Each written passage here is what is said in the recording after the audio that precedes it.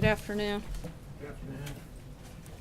Our thoughts and prayers today are with the victims and survivors in Las Vegas and with the people of Puerto Rico and the U.S. Virgin Islands, where massive storm recovery efforts are ongoing. The President will be flying to Puerto Rico tomorrow to view the devastation, and he will assure the people there that we are with them 100% today and for the long haul. Puerto Ricans have shown incredible resilience, and we are fully committed to helping them rebuild their lives. Last night, thousands of our fellow citizens endured what the President has rightly called an act of pure evil in Las Vegas. The President has ordered our flags to half-staff, and to further honor those lost in the attack, we will hold a moment of silence on the South Lawn this afternoon at 2:45 Eastern Time. The President will visit Las Vegas on Wednesday to grieve with the friends and family of the victims, to offer his support to those recovering from their wounds, and to thank the courageous first responders. In the coming days, this attack will directly impact communities all over our country, whose residents were visiting the entertainment capital of the world to attend a concert. One man, 29-year-old Sonny Melton, had traveled from Tennessee to Las Vegas for the concert with his wife, Heather. When the bullets began raining down from above, Sonny shielded her from danger, selflessly giving up his life to save hers. They'd been married for just over a year. Others risked their own lives to save people that they had never met. Mike McGarry of Philadelphia laid on top of students at the concert to protect them from the gunfire. They're 20, I'm 53, he said, and I've lived a good life. Lindsay Padgett and her fiance, Mike J., fled for cover during the attack and immediately returned to the scene with their pickup truck to help transport the wounded to nearby hospitals. Gail Davis, who was attending the concert with her husband, said she owes her life to a brave police officer who instinctively served as a human shield, protecting her from harm. Sadly, multiple police officers, both on duty and off duty, were among those killed or injured. But what these people did for each other says far more about who we are as Americans than the cowardly acts of a killer ever could. The Gospel of John reminds us that there is no greater love than to lay down one's life for a friend. The memory of those who displayed the ultimate expression of love in the midst of an unimaginable act of hate will never fade. Their examples will serve as an eternal reminder that the American spirit cannot and will not ever be broken. In the days ahead, we will grieve as a nation, we will honor the memory of those lost as a nation, and we will come together, united as one nation, under God and indivisible. And with that, I'll take your questions. Major.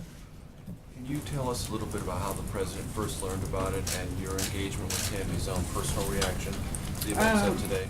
He also said in the Oval he might spend more than a day in Las Vegas. Was he referring to a couple of days there? We're still finalizing the details of the travel that'll take place. We know for sure that he'll be there on Wednesday, and beyond that, we'll keep you guys posted as those arrangements are finalized.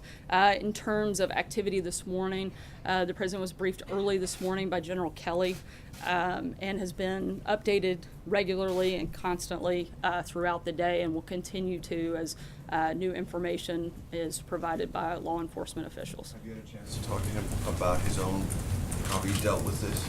I have seen him today, and I think he, like most of America, is saddened, and certainly his heart and compassion goes out to those that were affected. Jeff? Sarah, many times when these horrible massacres occur, it leads to questions about gun control. Has this particular massacre made the President think anything more about pursuing tighter gun laws, such as background checks, to prevent massacres like this from happening again? Look, this is an unspeakable tragedy.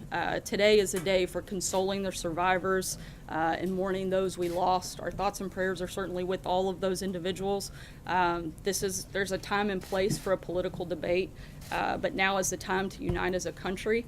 There's currently an open and ongoing law enforcement investigation. A motive is yet to be determined, and it would be premature for us to discuss policy when we don't fully know all the facts or what took place last night. Jeff? To follow on that, Sarah, though, do you believe that, or does the President believe that this is a moment, that this is a time when this should not be a political discussion, it should be a policy discussion? Does he believe that he could bring something new to the gun debate that has been, I guess, locked in typical politics for so many years. Yeah, I think today is more, again, like I said, a day of reflection, a day of mourning, a day of gratefulness for those that were saved. And I think that there will be certainly time for that policy discussion to take place, but that's not the place that we're in at this moment. But certainly I think that there's a time for that to happen. Before he was elected president in some 15 or 16 years ago, he did have a different view on guns than he had during the campaign. Does he believe that this is something that he could lead a bipartisan effort on at some point? And at what point would that be appropriate? I think that's something that we can talk about in the coming days and see what that looks like moving forward. I think one of the things that we don't want to do is try to create laws that won't create or stop these types of things from happening. I think if you look to Chicago, where you had over 4,000 victims of gun-related crimes last year, they have the strictest gun laws in the country. That certainly hasn't helped there. So I think we have to, when that time comes for those conversations to take place, then I think we need to look at things that may actually have that real impact. Matthew. Thanks, Sarah. On Puerto Rico, can you tell us a little bit about the president's aims for his visit tomorrow, and do you expect any tension given some of his comments over the weekend? We have several stops that we'll put out later this afternoon in terms of the specifics of that trip.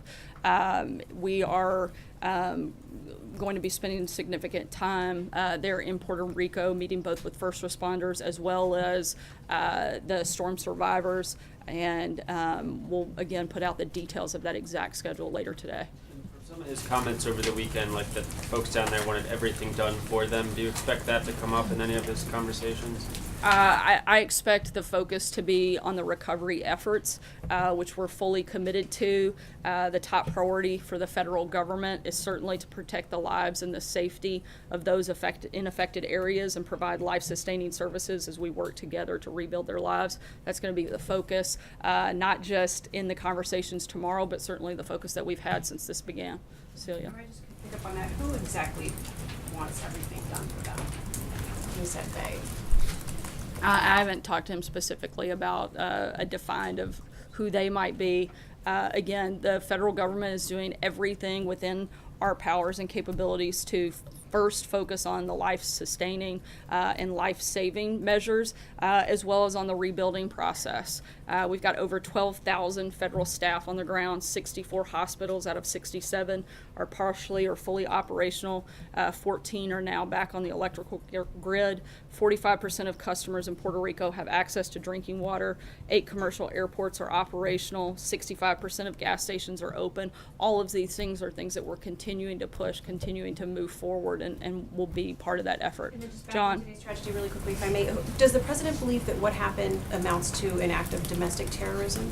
Again, we're still in a fact-finding mission. This is an ongoing investigation, and it would be premature to weigh in on something like that before we have any more facts, and we'll leave that to local law enforcement to work with also the federal law enforcement to make those determinations. John? Over the weekend, as was pointed out, the president was very sharply critical of Carmen Yulín Cruz, who's the mayor of San Juan. Other than her comments on Friday morning, in which she criticized Elaine Duke for saying this was a good news story in terms of DHS getting supplies out to areas that they were needed, what was she doing that prompted such criticism from the president? Look, right now our focus is to bring the mayor into the coordination efforts. This administration, as well as other members on the ground, have reached out to her. We hope that she will join with us in those efforts and be part of things. She's been invited to participate in the events tomorrow as well, and we hope that those conversations will happen and we can all work together to move forward. Sarah. Ashley. Is Tom Price reimbursed the government yet for his seat on those flights? And if not, is there a specific deadline when you and the president expect him to do so by? I'm not sure on the time frame for that or whether or not it's already taken place, but we'll certainly keep you posted on that. Jordan. Thank you, Sarah. Given what the president said about Secretary of State Tillerson's outreach to North Korea over the weekend, does the president still have confidence in him as Secretary of State? He does, yes. Has he spoken to him since those since he sent out those tweets? I believe so. I'll have to verify. John? Thanks a lot, Sarah. It's a very sad day in this country, as you mentioned at the top, as the president said in his remarks. He said that when he goes out to Las Vegas, he's going to meet with first responders and, in addition to that, families of the victims that were impacted by this. What's the message to each of those groups when he goes out there? Look, I think it's very simple to say that his goal is simply to be there to show the support of people from around the country and to stand united in not only this act of evil, but against all acts of evil. And I think that was clear in the president's remarks today, and something certainly that you'll see from his visit on Wednesday. Jessica. Sarah, thank you. And following up on the tweets about the DPRK over the weekend, the president tweeted, "Save your energy, Rex. We'll do what has to be done." So is it the stated position of the White House that you're trying to get back to talks, or have you given up? No, this is, we've been clear that now is not the time to talk. The only conversations that have taken place or that would be on bringing back Americans who have been detained, like that with Otto. Those were the type of conversations that this administration was willing to have. Beyond that, there will be no conversations with North Korea at this time. State talks about There are those 3 Americans still detained in North Korea. lines of communication with Pyongyang. That's what you're primarily using it for. You're not using it to try to measure whether they're that would ready be to the talk. only reason for us to have conversations with them at this time. Helen. Sir, can I follow on that? I also asked about today, but does the president believe diplomacy then is not worth pursuing in North Korea? There's a difference between talking and putting diplomatic pressure. We still strongly support putting diplomatic pressure on North Korea, which we're continuing to do. But now is not the time simply to have conversations with North Korea. We've encouraged all of our allies and partners to do more, and we're going to continue to keep all options on the table when it comes to that. Stephen? The activities of today as well, you talked about how now is not the time to get into a gun control debate or to talk about policy. After the Orlando shooting, the president that day was out on Twitter talking about policy. He was talking about his travel ban. So when, for example, Senator Chris Murphy says it's time for Congress to get off its ass and do something, does the president I agree? actually agree with them that Congress should get up and do something. I'm not sure that it's specific to that, but I think Congress has had several months of doing very little, and we'd like to see some actual legislation come through. What would the president like to see Congress do is the question I want to get at. Again, we haven't had the moment to have a deep dive on the policy part of that. We've been focused on the fact that we had a severe tragedy in our country, and this is a day of mourning, a time of bringing our country together, and that's been the focus of the administration this morning. Orlando, though, Sarah, when at that day he was talking about the travel ban, saying he didn't want congratulations, essentially. Why is There's this a difference happening now? between being a candidate and being the president. I do want to ask, because before last night's massacre, a bill was advancing through the House. Republicans cleared it through the House Committee on Natural Resources that would, among other things, make it easier for people to buy silencers. Hillary Clinton tweeted about it this morning. She said that imagine the deaths in Las Vegas if the shooter had a silencer, which the NRA wants to make easier to get. Does the White House have a position on this particular piece of legislation? Again, I haven't spoken with the president about that specific issue, but I don't think that is something that would have changed. Again, I think before we start trying to talk about the preventions of what took place last night, we need to know more facts. And right now, we're simply not at that point. It's very easy for Mrs. Clinton to criticize and to come out, but I think we need to remember the only person with blood on their hands is that of the shooter, and this isn't a time for us to go after individuals or organizations. I think that we can have those policy conversations, but today is not that day.